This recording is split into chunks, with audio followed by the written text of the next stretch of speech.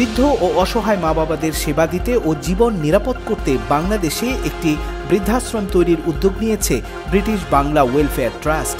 ব্রিটেনে যেভাবে বয়স্কদের সেবা দেয়া হয় তেমনি বাংলাদেশেও অসহায় বৃদ্ধ মা বাবার পাশে দাঁড়াতে চায় সংস্থাটি।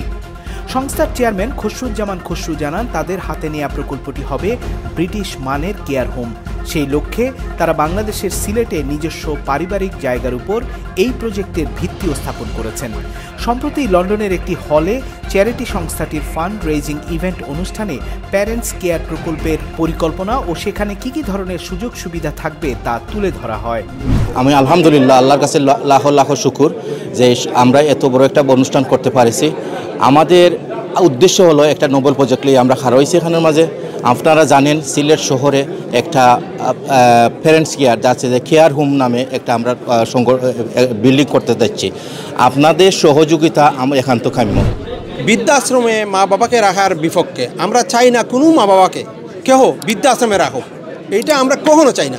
কিন্তু যে মা বাবাকে লুক আফটার করার কেউ নেই, আমরা অনেকগুলো নিউজ দেখেছি, আপনার ডকুমেন্টারি দেখবেন, আপনারাই অনেক নিউজ করেন, মা বাবাকে রেখে চলে গেছে, মা বাবাকে খাওয়ানো পারতেছে না বলে বাড়ি থেকে বাইর করে দিয়েছে।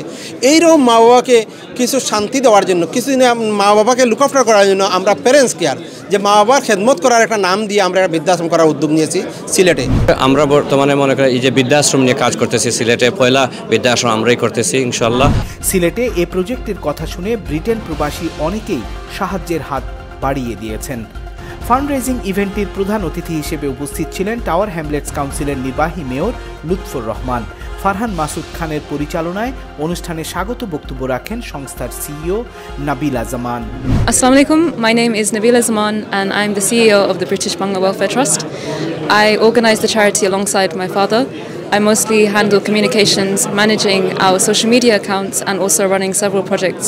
For example, working with refugees from Afghanistan, offering humanitarian aid in Ukraine and working in other countries as well. Nabila Zaman charity সংস্থাটির বিভিন্ন কর্মকাণ্ড তুলে ধরে জানান, প্যারেন্টস কেয়ার তাদের একটি স্বপ্নের প্রকল্প। বিগত সময়ে তারা সবসময়ই নানান চ্যারিটেবল কাজের সাথে যুক্ত ছিলেন আর এ কারণেই এত বড় ও মহৎ প্রকল্প হাতে নেয়ার স্বপ্ন দেখতে পেরেছেন।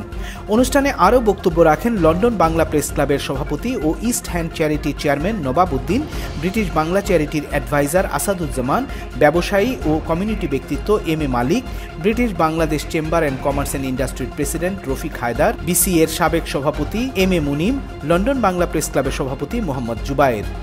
আগত অতিথিরা বাংলাদেশে অসহায় মা বাবার পাশে দাঁড়াতে তাদের সহযোগিতার হাত বাড়িয়ে দেন। অনুষ্ঠান শেষে ফাউন্ডিং মেম্বারদের মধ্যে সার্টিফিকেট বিতরণ করেন চেয়ারম্যান ও বিশেষ অতিথিরা। Politika TV news desk.